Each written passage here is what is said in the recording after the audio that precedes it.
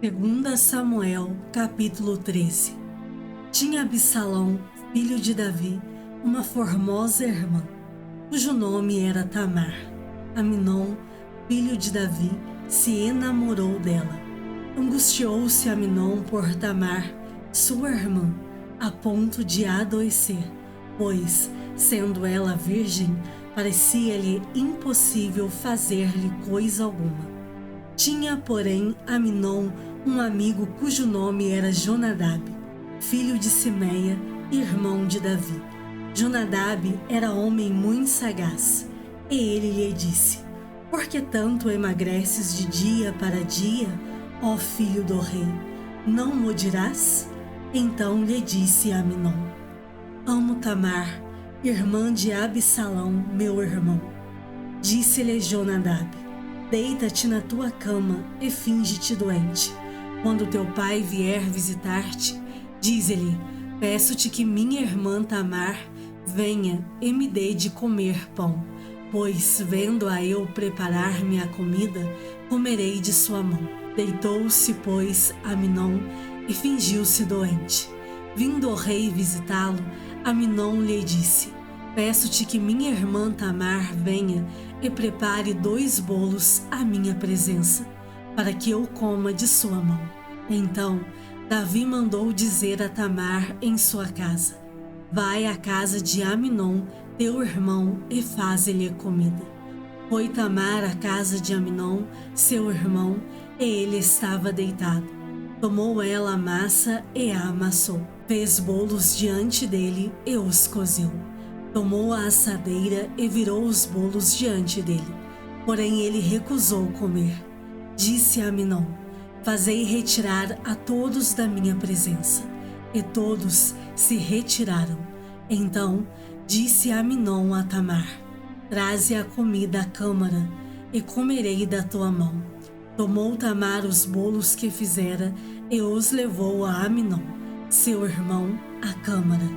Quando lhe os oferecia para que comesse, pegou-a e disse-lhe: Vem, deita-te comigo, minha irmã. Porém ela lhe disse: Não, meu irmão, não me forces, porque não se faz assim em Israel. Não faças tal loucura, porque aonde iria eu com a minha vergonha? E tu serias como um dos loucos de Israel. Agora, pois, peço-te que fales ao rei, porque não me negará a ti. Porém, ele não quis dar ouvidos ao que ela lhe dizia. Antes, sendo mais forte do que ela, forçou-a e se deitou com ela. Depois, Amnon sentiu por ela grande aversão, e maior era a aversão que sentiu por ela que o amor que ele lhe votara. Disse-lhe Amnon: Levanta-te, vai-te embora. Então ela lhe disse: Não, meu irmão, porque maior é esta injúria, lançando-me fora, do que a outra que me fizeste. Porém ele não a quis ouvir. Chamou a seu moço que o servia e disse: Deita fora esta e fecha a porta após ela. Trazia ela uma túnica talar de mangas compridas, porque assim se vestiam as donzelas filhas do rei. Mesmo assim o servo a deitou fora e fechou a porta após ela. Então Tamar tomou cinza sobre a cabeça, rasgou a túnica talar de mangas compridas que trazia, pôs as mãos sobre a cabeça e se foi andando e clamando. Absalão, seu irmão, lhe disse: Esteve Amnon, teu irmão, contigo? Ora, pois, minha irmã, cala-te, é teu irmão, não se angustie o teu coração por isso. Assim ficou Tamar e esteve desolada em casa de Absalão, seu irmão. Ouvindo o rei Davi todas estas coisas, muito se lhe acendeu a ira. Porém Absalão não falou com Amnon, nem mal, nem bem, porque odiava a Amnon, por ter este forçado a Tamar, sua irmã. Passados 2 anos, Absalão tosqueava em Baal-Azor, que está junto a Efraim, e convidou Absalão todos os filhos do rei. foi ter Absalão com o rei e disse: Eis que teu servo faz a tosquia. Peço que com o teu servo venham o rei e os seus servidores.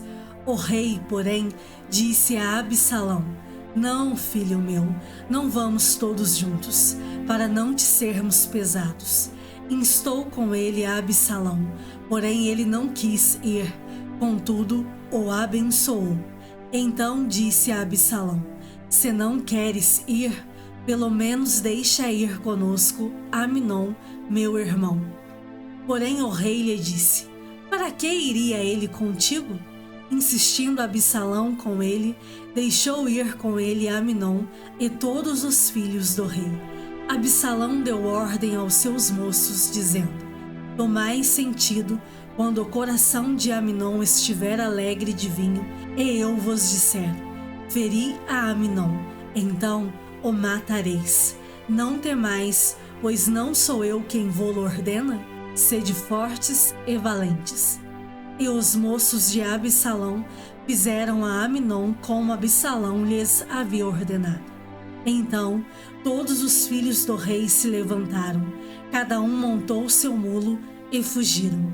Iam eles ainda de caminho, quando chegou a notícia a Davi: Absalão feriu todos os filhos do rei, e nenhum deles ficou. Então o rei se levantou, rasgou as suas vestes e se lançou por terra. E todos os seus servos que estavam presentes rasgaram também as suas vestes.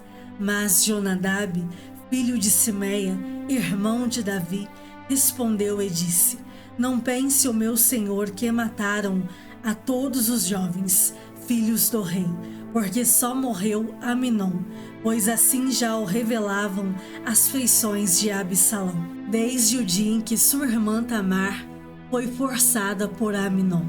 Não meta, pois, agora na cabeça o rei, meu senhor, tal coisa, supondo que morreram todos os filhos do rei, porque só morreu Aminon.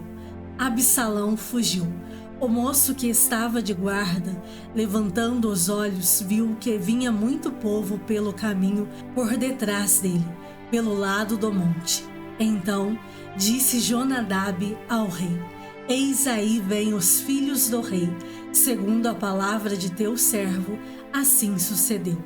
Mal acabara de falar, chegavam os filhos do rei e, levantando a voz, choraram. Também o rei e todos os seus servos choraram amargamente. Absalão, porém, fugiu e se foi a Talmai, filho de Amiúde, rei de Gesur. E Davi pranteava seu filho todos os dias. Assim, Absalão fugiu, indo para Gesur, onde esteve 3 anos. Então, o rei Davi cessou de perseguir a Absalão, porque já se tinha consolado acerca de Aminon, que era morto. 2 Samuel, capítulo 14. Percebendo, pois, Joabe, filho de Zeruia, que o coração do rei começava a inclinar-se para Absalão, mandou trazer de Tecoa uma mulher sábia e lhe disse: Finge que estás profundamente triste. Põe vestidos de luto, não te unjas com óleo, e se como mulher que há já muitos dias está de luto por algum morto. Apresenta-te ao rei e fala-lhe tais e tais palavras. E Joabe lhe pôs as palavras na boca. A mulher tecoíta apresentou-se ao rei e, inclinando-se, prostrou-se com o rosto em terra e disse: Salva-me, ó rei. Perguntou-lhe o rei: Que tens? Ela respondeu: Ah, sou mulher viúva, morreu meu marido. Tinha tua serva 2 filhos, os quais brigaram entre si no campo, e não houve quem os apartasse. Um feriu ao outro e o matou. Eis que toda a parentela se levantou contra a tua serva e disseram: Dá-nos aquele que feriu a seu irmão, para que o matemos, em vingança da vida de quem ele matou, e para que destruamos também o herdeiro.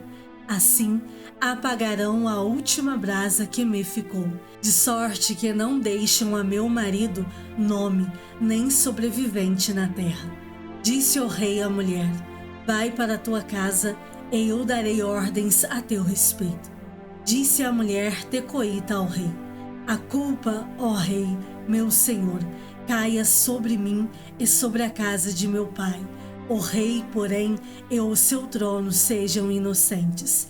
Disse o rei: quem falar contra ti, traze-mo a mim, e nunca mais te tocará.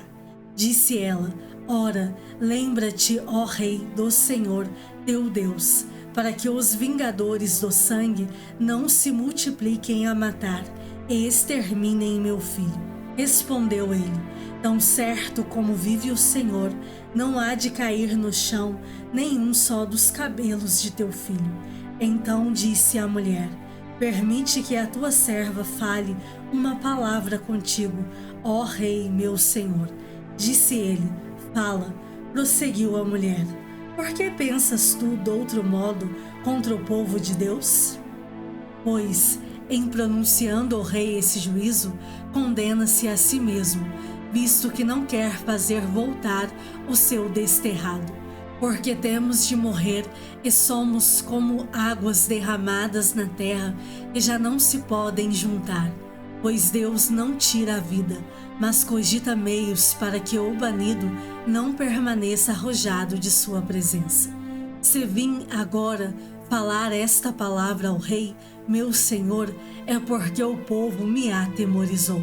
Pois dizia a tua serva: falarei ao rei, porventura ele fará segundo a palavra da sua serva. Porque o rei atenderá para livrar a sua serva da mão do homem que intenta destruir tanto a mim como a meu filho da herança de Deus. Dizia mais a tua serva: seja agora a palavra do rei, meu senhor, para minha tranquilidade. Porque, como um anjo de Deus, assim é o rei, meu senhor, para discernir entre o bem e o mal. O Senhor teu Deus será contigo. Então respondeu o rei e disse à mulher: peço-te que não me encubras o que eu te perguntar. Respondeu a mulher: pois fale o rei, meu senhor. Disse o rei: não é certo que a mão de Joabe anda contigo em tudo isto? Respondeu ela: tão certo como vive a tua alma, ó rei, meu senhor, ninguém se poderá desviar, nem para a direita, nem para a esquerda, de tudo quanto o rei, meu senhor, tem dito. Porque Joabe, teu servo, é quem me deu ordem, e foi ele quem ditou à tua serva todas estas palavras. Para mudar o aspecto deste caso, foi que o teu servo Joabe fez isto. Porém sábio é meu senhor, segundo a sabedoria de um anjo de Deus, para entender tudo o que se passa na terra. Então o rei disse a Joabe: atendi ao teu pedido. Vai, pois, e traze o jovem a Absalão. Inclinando-se Joabe, prostrou-se em terra, abençoou o rei e disse: hoje reconheço que achei mercê diante de ti, ó rei, meu senhor, porque o rei fez segundo a palavra do seu servo. Levantou-se Joabe e foi a Gesur, e trouxe Absalão a Jerusalém. Disse o rei: torne para sua casa e não veja a minha face. Tornou, pois, Absalão para sua casa e não viu a face do rei.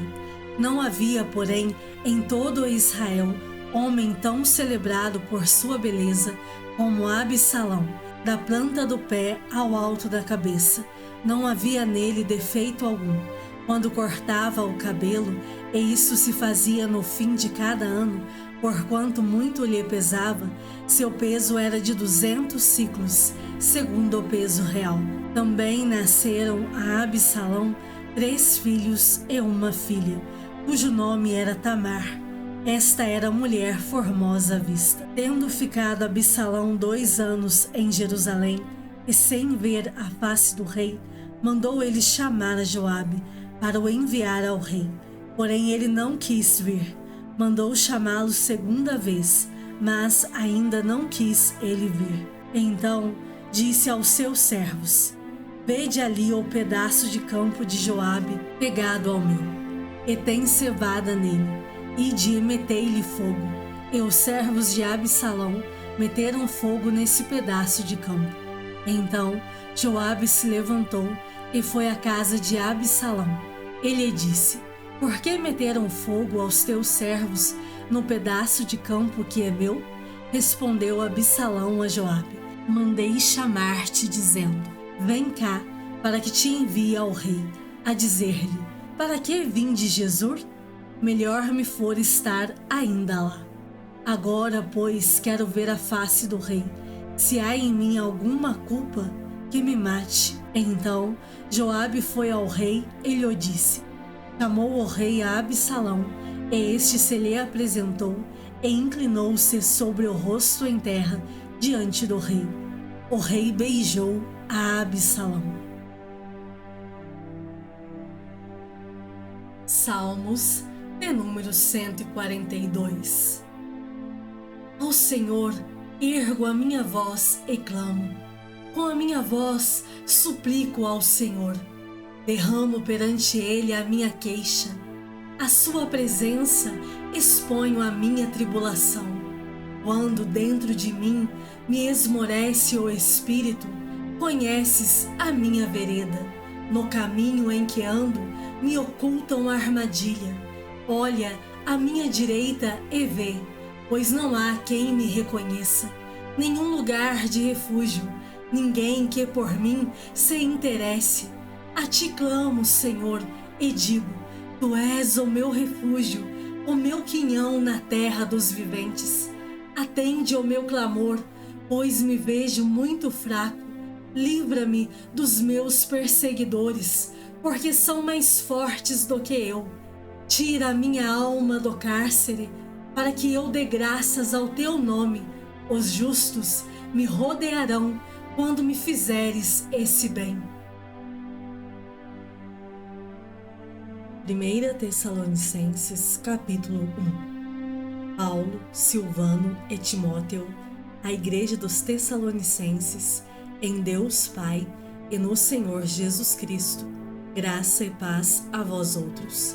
Damos sempre graças a Deus por todos vós, mencionando-vos em nossas orações e, sem cessar, recordando-nos diante do nosso Deus e Pai da operosidade da vossa fé, da abnegação do vosso amor e da firmeza da vossa esperança em nosso Senhor Jesus Cristo, reconhecendo, irmãos, amados de Deus, a vossa eleição, porque o nosso Evangelho não chegou até vós tão somente em palavra, mas, sobretudo, em poder, no Espírito Santo e em plena convicção, assim como sabeis ter sido o nosso procedimento entre vós e por amor de vós. Com efeito, vos tornastes imitadores nossos e do Senhor, tendo recebido a palavra, posto que em meio de muita tribulação, com alegria do Espírito Santo,